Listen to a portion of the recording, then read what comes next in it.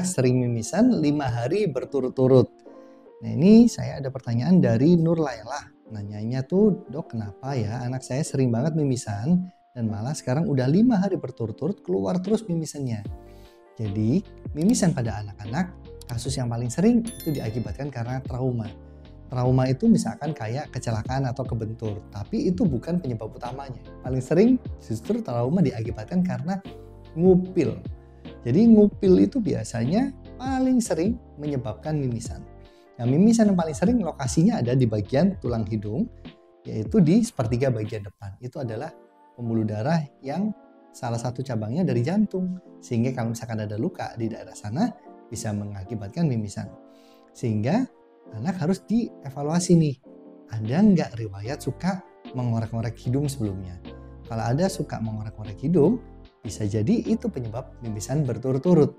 Nah, biasanya anak-anak yang suka mengorek-ngorek hidung ada penyebabnya. Nah, bukan karena iseng aja. Biasanya juga diakibatkan karena hidungnya gatal. Nah, kenapa kok gatal?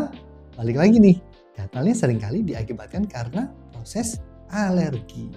Nah, alergi itu yang kita sebut di sini rinitis alergi atau pilek alergi yang seringkali apabila ada terpapar makanan atau debu mengakibatkan gatal di daerah mata, biasanya kucak-kucak, gosok-gosok hidung, yang mengakibatkan hidung menjadi iritasi dan mudah perdarahan atau mimisan itu sendiri.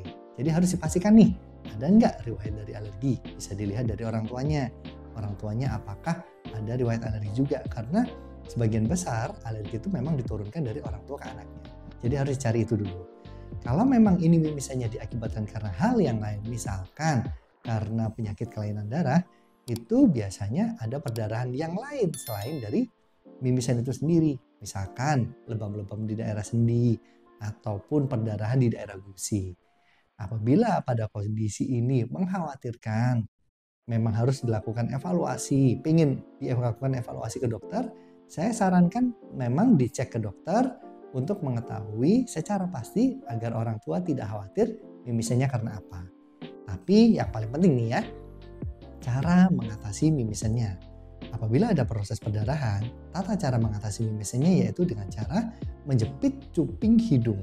Yaitu cuping hidung tuh di sini ya, bukan di sini, bukan di sini, tapi di sini. Dijepit, menunduk, seperti ini, kira-kira 3 menitan.